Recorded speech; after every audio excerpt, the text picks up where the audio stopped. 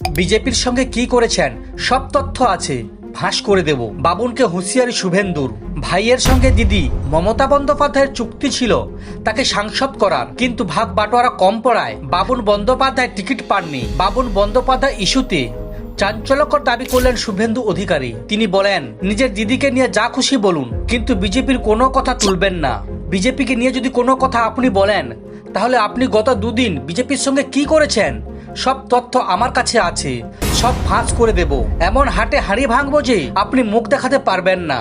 বাবুন বন্দ্যোপাধ্যায়কে সতর্ক করে রীতিমতো এই হুঁশিয়ারি সুর শোনা গেল শুভেন্দু অধিকারীর মুখে। পাশাপাশি বিজেপিতে যে দুর্নীতিগ্রস্ত পরিবারের সদস্য বাবুনকে নেওয়া হবে না, সে কথা স্পষ্ট করে সাংবাদিকদের মুখোমুখি হয়ে জানিয়ে দেন বিরোধী দলনেতা শুভেন্দু অধিকারী। তৃণমূল প্রার্থী না করায় বিজেপির সঙ্গে যোগাযোগ, ভাই বাবুনের ভূমিকায় চরম ক্ষুব্ধ দিদি মমতা বন্দ্যোপাধ্যায়। ভাইয়ের সঙ্গে সম্পর্ক ছিন্ন করার কথা সাফ জানিয়ে দিয়ে মমতা বন্দ্যোপাধ্যায় সংবাদ মাধ্যমের মুখোমুখি হয়ে বুধবার বলেন, পরিবারতন্ত্র নয়, তিনি মানুষতন্ত্রে বিশ্বাসী।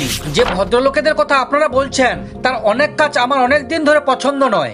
আমি অন্যায় কখনো বরদাস্ত করি না। আমি এত লোভী লোকেদের পছন্দ করি না। শুধু আজকে নয়, প্রত্যেক ইলেকশনে অনেক অশান্তি করেছে। বাবুনে চরম ক্ষুব্ধ মমতা বন্দ্যোপাধ্যায়। ভাইয়ের সঙ্গে সম্পর্ক ত্যাগ করার কথাও প্রকাশ্যে ঘোষণা করে মমতা বন্দ্যোপাধ্যায় বলেন, আমার যতজন মেম্বার আছে তাদের মধ্যে ওকে মেম্বার বলে মনে করি না। আমি আজ থেকে ওর সঙ্গে সব সম্পর্ক ছিন্ন করলাম। শুধু তাই নয়, আমার রক্তের পরিবারের যারা আছেন সবার সম্পর্ক ওর সঙ্গে শেষ হয়ে গেল। আমার ভাই হিসেবে কাউকে পরিচয় দেব না। প্লিজ দয়া করে আমার নাম ইউজ করবেন না। লোকসভা ভোটে টিকিট না পেয়ে বিজেপির সঙ্গে যোগাযোগ করেন বাবুন বন্দ্যোপাধ্যায়, চলে যান দিল্লি।